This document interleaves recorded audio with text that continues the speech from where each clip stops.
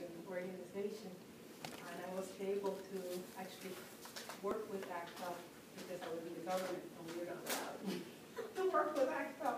So it's very thrilling to introduce today Megan O'Brien from PACT, People Acting Community Together. Woo! Thank you.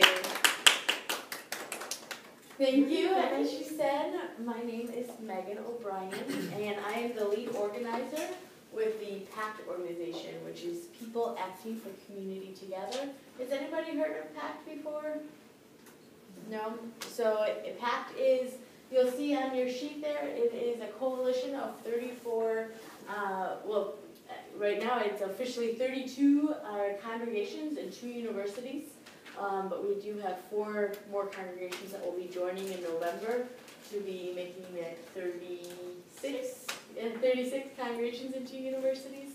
And it is a representation of a diverse group of people, diverse in terms of racial, ethnic, religious, everything. What religions are represented in PACT? Well, I actually have a list, if anybody's interested, of all of the organizations that are currently involved, if you want to pass that around. But you name it, they're probably a member, and it's interfaith. This isn't just Christian congregations. There's a mosque involved, temple involved, and then St. Thomas University and Florida Memorial University. And they span all the way up from Miami Gardens down to Eureka Drive is the farthest south congregation, Doral to Miami Beach, everywhere in between. So what part of town are many of you guys live in? Do you guys live on campus? No? What part of town are you guys in? Kendall. Kendall? No. Downtown? I live in Florida City. In Florida City, okay. I live close by. Close by here? Yeah. We do, I live very Close by? Close by. Very close. I live next to him. Okay, so very close by to Kendall, downtown, Florida City. Florida City, there's many members who attend one of the congregations like in the Perrine area or Pinecrest or Old Cutler who are from Florida City and Homestead, but at this point we don't have any members who are from that area. And if you're looking at them, I don't know if any of you are part of congregations. Maybe your congregation is a member, but that is a listing of currently who's involved without the 4 that will be joining. So I have been working with PACT for 3 years, and I'm originally from Detroit, Michigan. Anybody been to Detroit, Michigan before? Hey! My husband's from Michigan. You're what? My husband is from Michigan. Is from Michigan. From Detroit? No. No. Okay. So, But you have to fly into Detroit Airport. okay, in order to get to where he's from.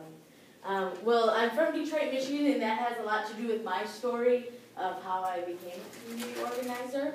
I grew up in Detroit public schools in the middle of the city. My parents very intentionally raised us in the city of Detroit, which used to be a city of 2 million and now is less than 800,000. So a lot of people have left, but my dad, who's from there, has lived there his entire life, and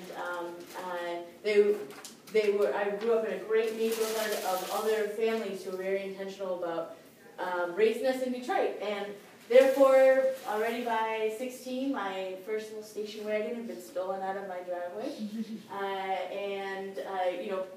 crime, drugs, violence, unemployment, all of those things were a part of my life at a young age.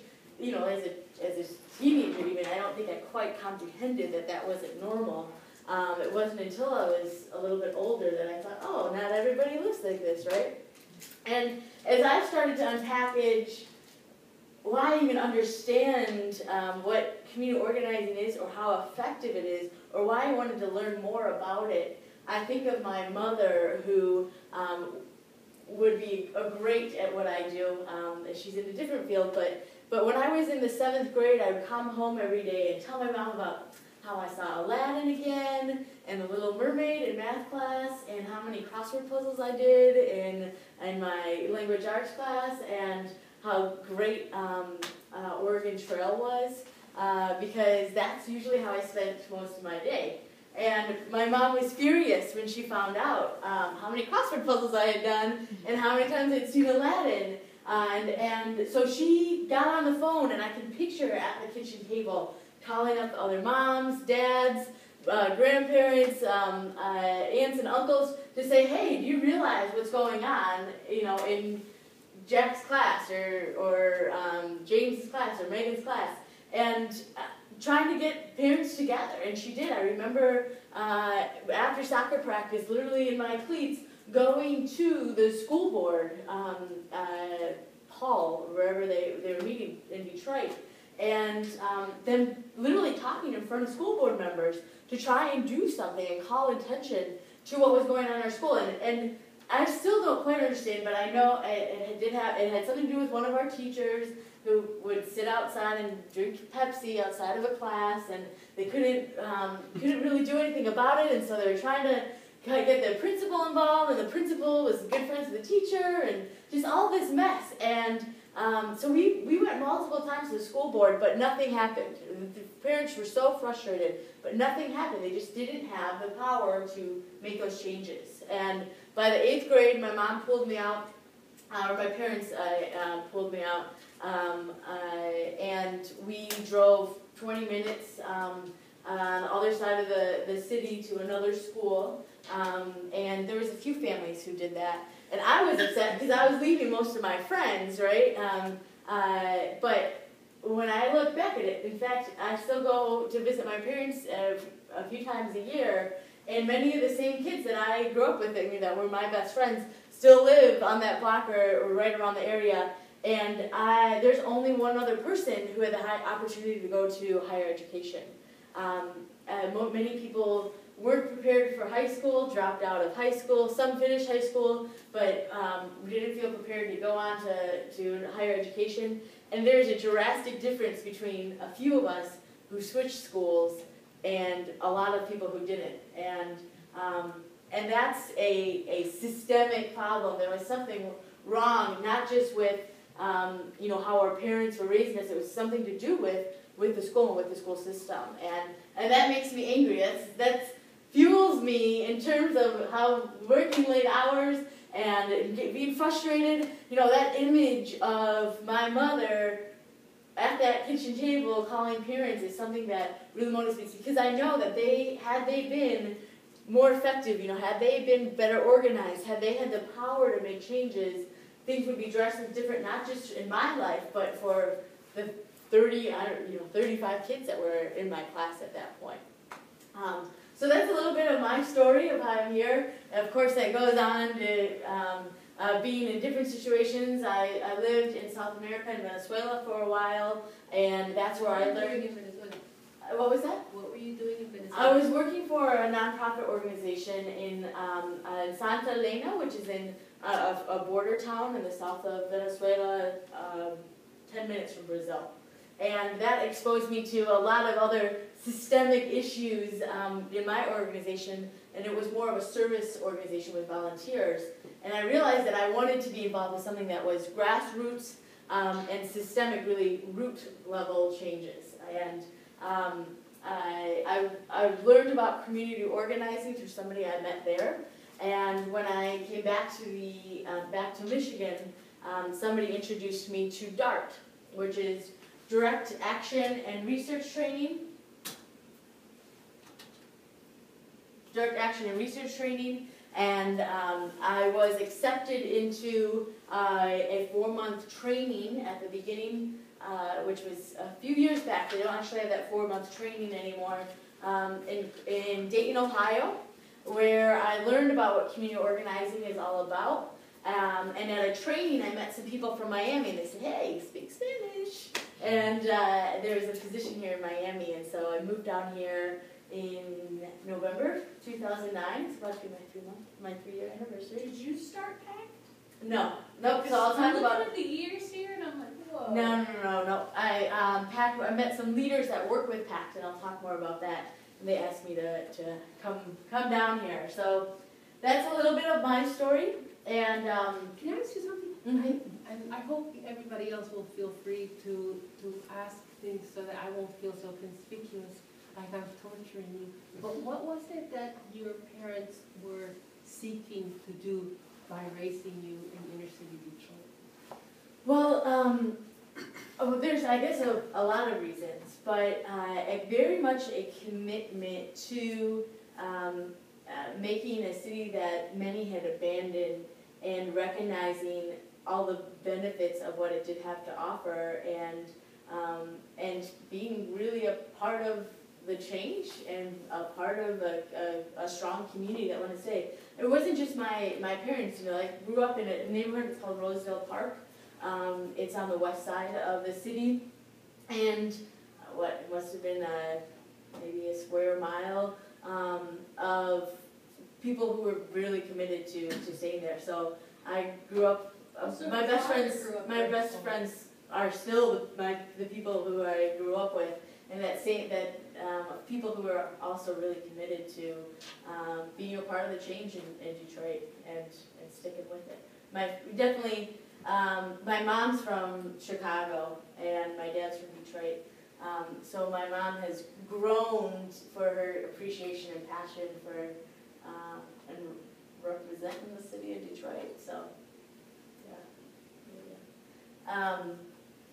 and so that's a little bit of my story and how I got here, and I've become good at telling my story or finding some specific moments of how something that happened has brought me to where I am, because as I'm sitting down with people, has anybody heard of, do you guys talk about one-on-ones? Yeah? As I'm sitting down in a one-on-one, it's really important that I know my story as I'm asking questions about people's story. Does that make sense? Mm-hmm. Yeah? So, and you know, the story, my mother and education, I mean, it's all very true, but it took me a while to get to that story, you know, of why when my mom was such an inspiration, why that Detroit Public Schools were such a big part of who I am and how I got to this. And so the first thing I want to do before getting into some of the history is I want us to practice a little bit of this one-on-one stuff. Have you guys done a one-on-one before? Not here. Not here. Okay. So you guys have been in class together for a couple months, right? And who can say that they know the person who's sitting in front of them or next to them pretty well? Besides these two, right? You guys don't know each other very well, right? Well, often, as I work with a lot of congregations, these are people who see each other every Friday or Saturday or Sunday, and yet they barely know anything about, besides that she always wears a red coat, right? Or like her shoes smell a little funny. But they don't even know each other. And they're in this faith community, we're supposed to support each other. We don't sit down to really get to know each other. And so one of the big bases of this, and also why I feel really connected to this work, is that relationship building. That no matter if we come from different faiths, different backgrounds, different countries, different languages, that sitting down and forming relationships is really important. And then not just, I don't know if we're just using, but yeah, using those relationships to do something that we believe in and really making some changes. So I want everyone to maybe turn to the person next to them or behind them. That's you. All right. Is there enough for a pair? I can maybe be a part of the two. You two. Well, I'm not technically in this class. Yes, okay. So we'll be a pair then. We'll be a PA. We'll be a pair. So that's good. And then you two, and you two. All right. And we're just gonna take. Well, this usually is like a half an hour conversation or 40-minute conversation. But we're just gonna take 5 minutes each, and you can get a little closer to your bear. Yeah. Sit next to your partner. And I want the first 5 minutes is going to be one-sided in terms of one person's asking the questions and the other person's answering, okay? And I'll give you some example questions like, why are you in this class, right? Or why are you studying what you're studying? Or how did you end up in Miami? Or what is one of your other interests? Or a very basic question that I often ask people is, what is your first memory of injustice? Because that often gets people thinking, right, of their concept of injustice and when they remember whether they were discriminated against, one of their family members, they saw discrimination and didn't know how to interpret it. So those are a couple example questions. So the first 5 minutes, I'll let you know when it's over. One person asks a question and the other person answers. Now if there's something that they say that you really want to relate to and say, hey, yeah, that's my experience too, or something like that, you can do that. You And don't after the just, first 5 minutes, then what happens? and then the second half, the other person who didn't speak, they'll go. And then they're going to ask you more about your life.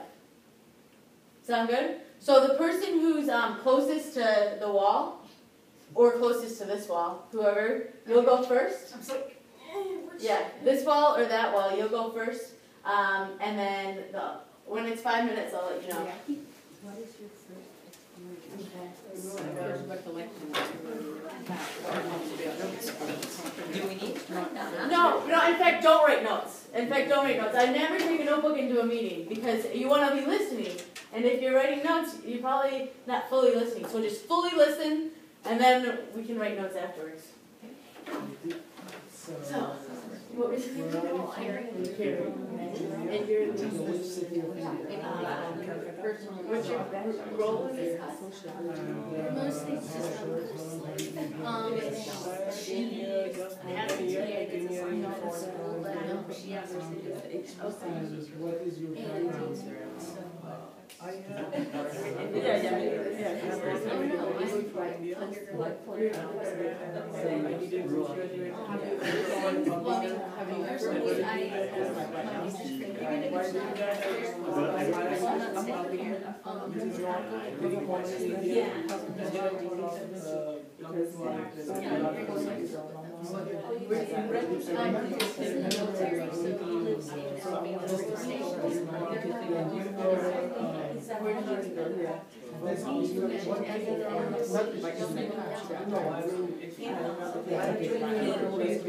Yeah, he's like, he's for permission, he's like, fireworks now.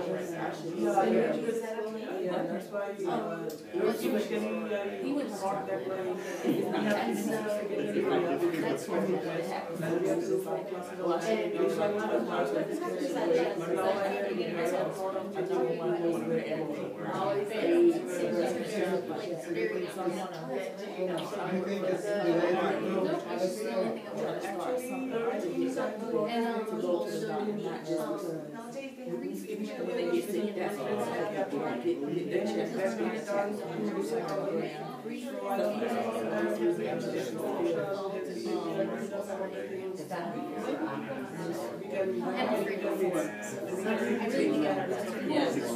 No, actually,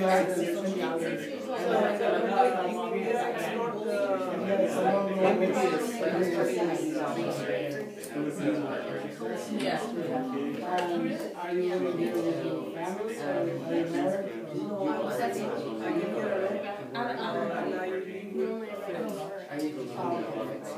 Oh, really? So, what do you think about marriage? What do you think about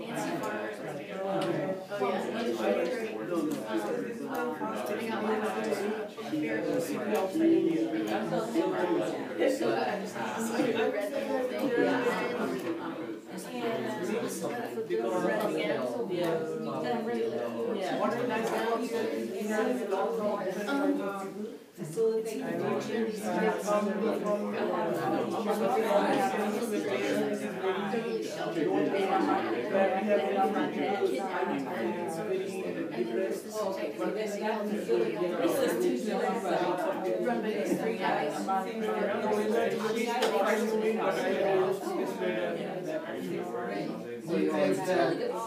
So on my dad's side, I'm the first, and on my mom's Just side, like, I'm it doesn't matter every time you get it. You're still excited. So if you think about it, if you want to read it, you'll think that. It's like, it's hard to describe. It's like everything came out.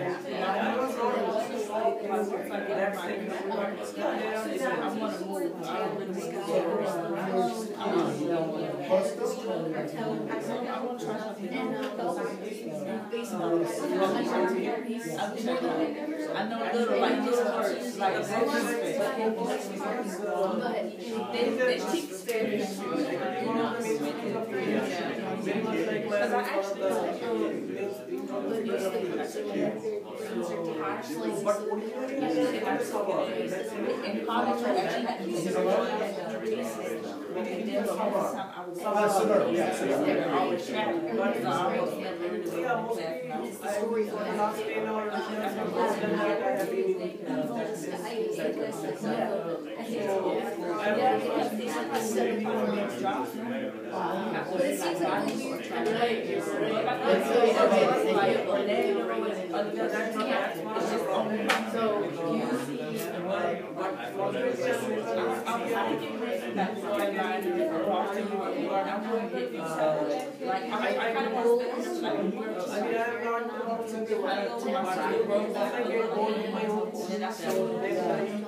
but again, after eating all those, sometimes. You guys like it?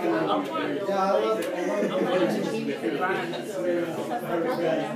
biryani and using carrot. I'm happy that I'm here because I like this but like so far as the environment, Yeah, like it's motivation for me to want to go to school and to want to favorite food, different venue country or favorite restaurant there, man. I go over there, they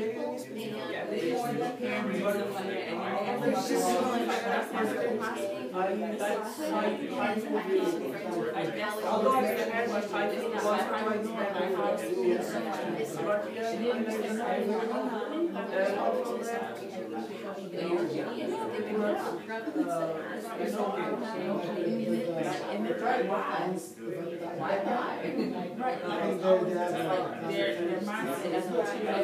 All right, wrap up your conversation. As exciting as it is, we're gonna switch. So the transition, the person who was answering questions will now be the asker. So You like spicy food.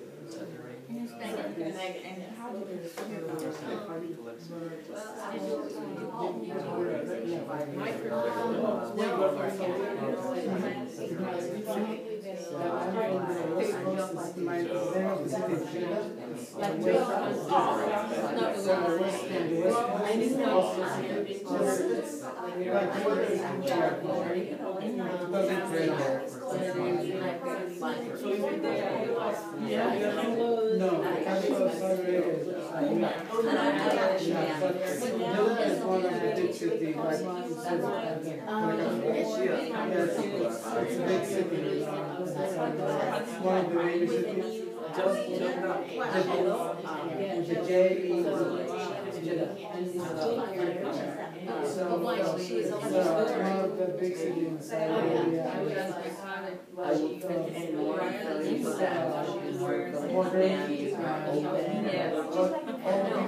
Open-minded. So what's the name? She's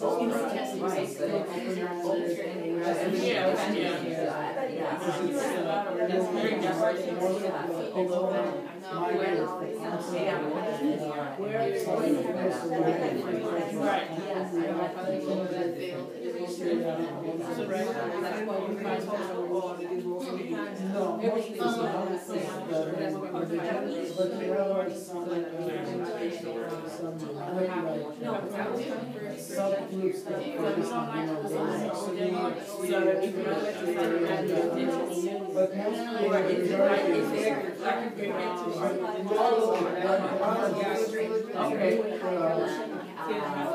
have, like, for example, temple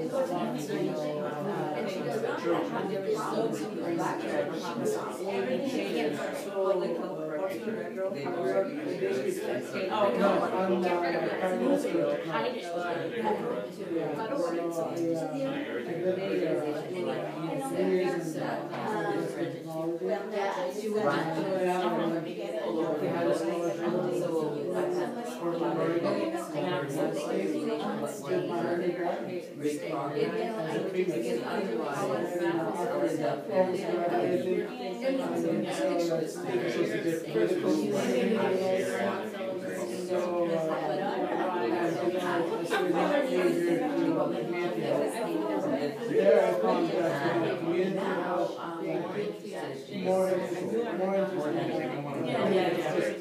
We managed to prevent disease, so we don't need to treat. So I was also my major was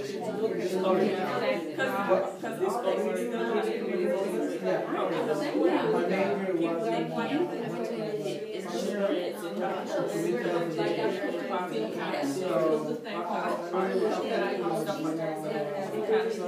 that's like spark.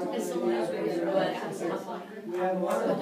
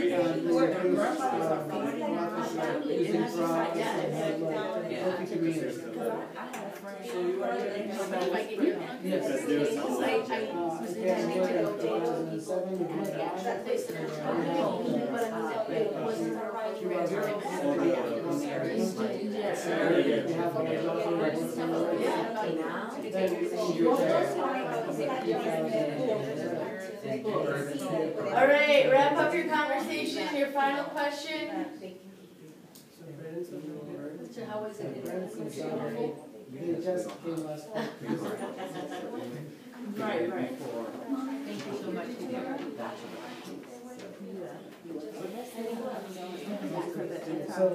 so much. Would you go, like, you know, sign Okay, so we're going to be coming back together. Who learned something new about their partner? Who talked about, who told a story about themselves or told something they haven't thought about in a while? Right? Did they bring out a question that you're like, oh yeah, anything? No? Yeah. Yeah? Well, we won't, I won't ask you to share about the other person as that was a private conversation. But this is the idea of a one-on-one conversation is to really just get to know the other person a little bit more about their story and who they are.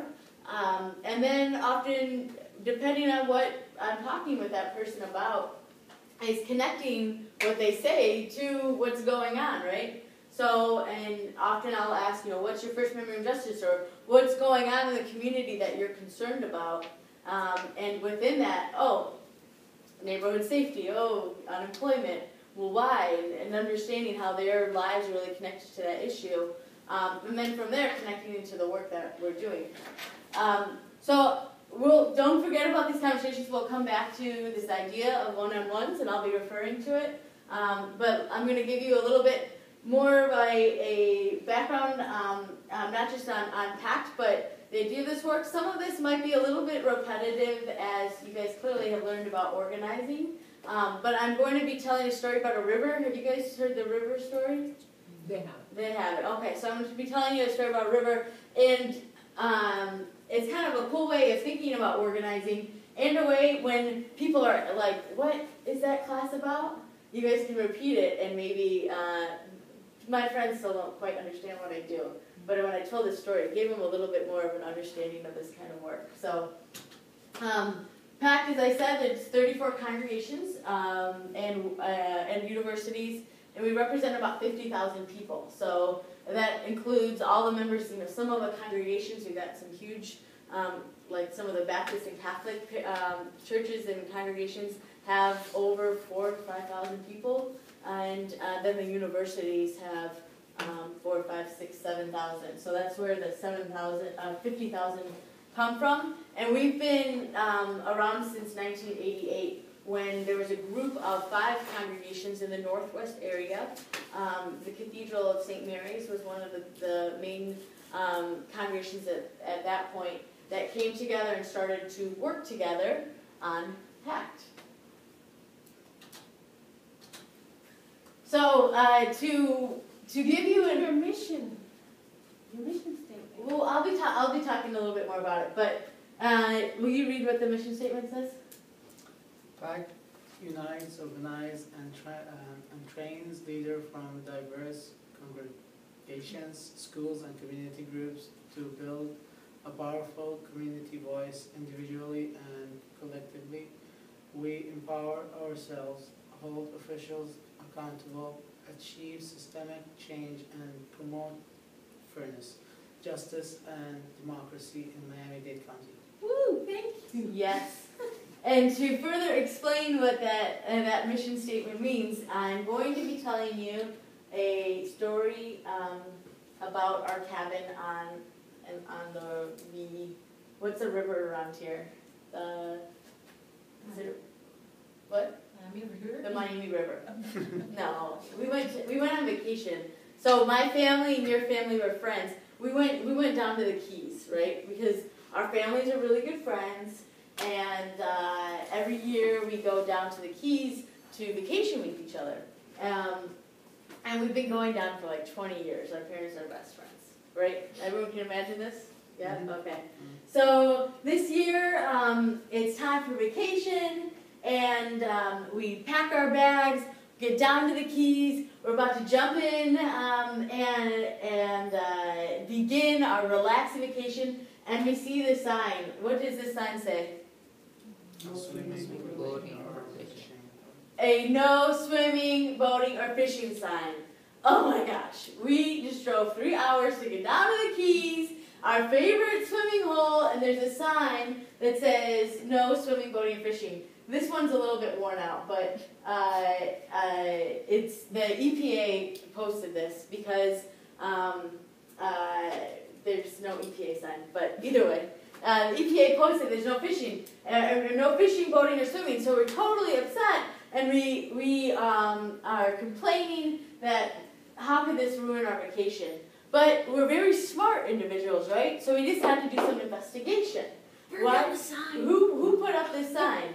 And why can't we swim there? Should we just ignore the sign, or is something really wrong? So we start doing some investigation, and we talk with the people around the town to find out what's going on. And what we find is that up the coast, there's this big chemical factory, and the EPA put up this sign because there is so much pollution in the river that if we jump in, who knows what will happen. And so they put up this no swimming sign because of all the pollution in there. And we find that there's 90% of the pollution in the river is directly coming from this chemical plant, right? So we do some more investigation. We find out that this isn't the first time it's happened here or other places. And not only could this happen in Miami in the Keys, but all throughout Florida and the country, if there's a case like this where a chemical factory is polluting the water, the EPA the Environmental Protection Agency, can fine that plant for $15,000 a day for illegal dumping. All right, so we found out that it's coming from this plant, the majority of it is, and that the EPA could fine it if they wanted to. Well, we start looking to see, well, maybe we could do something about it. Maybe we can clean up the water. So we find that there's some other counties, in fact, in West Palm Beach and in Sarasota, that had a similar thing, and what they did is they bought a water filter. It's similar to a Brita. Does everyone know what a Brita is? Anyone have a Brita? Yeah? So just like a Brita, we could put this filter in the river, and it would remove 40% of the population from the river. But it does cost $10,000 a year to maintain, and it means that 5 of us every day would have to go, get the filter, clean it out, and put it back in for the next day. So it helps some, but it definitely costs a lot, and it requires volunteers. So we come together, families, and we start brainstorming. We're like, okay, it's not just us that care about this river. Who else has a stake in what's going on? Who are some of the other people who would care about this river? Any ideas? Fishermen? Tourism? Recreational teams. Recreational teams, right? There's other people who would use this water. Farmers, right? Think of the water near West Palm. I mean, that's so much tourism goes into that place. So the government, people who are going to be losing money off of that area, because we're going to go home and say, nobody go back there, right? Because you can't swim. Let's go to Tampa instead. So we'd lose a lot of people who are coming down there. So we decided to gather all these people together. We go out and we start talking with them, and we have a big town hall meeting. So we gather at the Key West Town Hall of Monroe County, or what is that, Monroe County? And we invite all of those people to come, and a bunch of the neighbors. There's everybody there. We gather them all. We have about 50 people there, or maybe 100. Did we time travel back to the 70s? Maybe. And we explained to everybody what happened. We had explained that we found that there's this plant that's dumping, that most of it comes from this plant, the pollution, that we could get a water filter, but it's $10,000 a day, 5 of us have to clean it, and it only cleans about 40% of the water. There's this EPA who could fine them for $15,000 a day if they don't clean anything up. But that means that we have to go and talk with the EPA, we have to go and talk with the chemical plant, so that might get pretty complicated. But we explained to everyone, and then we decided to take a vote, all right? So we're going to take a vote. We're here at this town meeting. Oops, not yet. So we're here at this town meeting, and we asked everyone, there's 3 options. 1, we could ignore it, right, just go over to Tampa. 2, we could invest in this water filter. Or 3, we could contact the EPA about charging the power plant. Okay? So who wants the first option? Who thinks we should just go to Tampa? 2, who wants to get the water filter? And 3, who thinks we should contact the EPA? All right, you guys must be in a community organization class or something. So why not the water filter? Nobody raised their hand. Why not the water filter?